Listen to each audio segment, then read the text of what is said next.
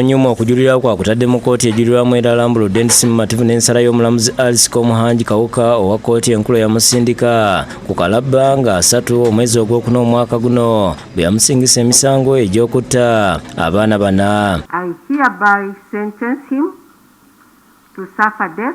Okera agambye nti omulamuzi teyekenneenya bulungi bujulizi ekyamuviirako okutuuka ku nsala gy'ayise nkyamu. Ayongeddeko nti omulamuzi Komuhangi era teyekenneenya biwandiiko by'eddwaliro ebikakasa nti Okero mulwadde wa mutwe era omusango nti yaguza bulungi bw'atyo n'amusingisa omusango ng'ate mulwadde wa mutwe. His being admitted in Butabika in 2020 would not be of any relevance to this case. Biwandiiko byatadde mu kooti ejulirwamu Okero ow'emyaka 39 ayise mu bannamateeka aba Legal Aid Project n'agamba nti omulamuzi Kawuka era yamubinika ekibonerezo ekikakali bwe yalagira awanikibwe ku Kalabba. Okero yasindikibwa Kalabba bwe yasingisibwa emisango gy'okutta abaana bana bwe yalumba ekifo awali wakuumibwa abaana ekyagaba Ale Childhood Development Center nga 2 omwezi ogwokuna omwaka guno n'asala abaana ebise byabattirawo. Abaana abattibwa kwaliko Gideon Etuku, Keisha Genoroth Team, Ignatius Seruyange ne Ryan Odeke. Okero yawozesebwa mu kooti enkulu eyatuula eggaba ku ssomero awattibwa abaana bano era mu wiiki 2 oludda olwabi lwaleeta abajulizi ne balumiriza Okero nti emisango yagizza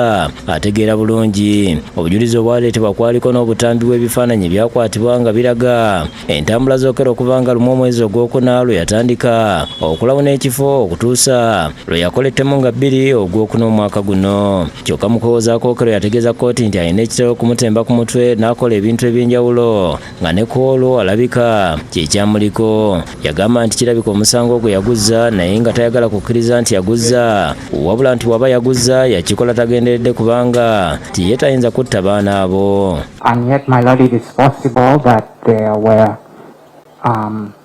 other kinds of mental challenges that could have gone undetected, perhaps, and yet contributed, of course, the death of the 4 children. Abajulizi abalala be yaleeta kwaliko muganda we yategeeza nti Okero yaliko ebutabika mu balwadde b'emitwe n'aleeta n'omwana w'oku luguudo bamuyambeko okukakaza kooti nti yali tategeera bulungi bwe yaddiza emisango. Kyokka obujulizi obwo kooti yabugoba kubanga tewaali baluwa zikakasa nsonga ya buzibu ku mutwe. Omulamuzi Komuhangi mu nsala ye yategeeza nti yekenneenyeza ebikolwa by'Okero bwe yali tannaza misango n'oluvannyuma lw'okuguza era n'azuula ng'emisango Okero yagiza ategeera bulungi nga amanyi n'ekiyinza okuva mu ttemu eryo. I have labored to analyze all the above evidence to rule out any claims by the accused person or any other person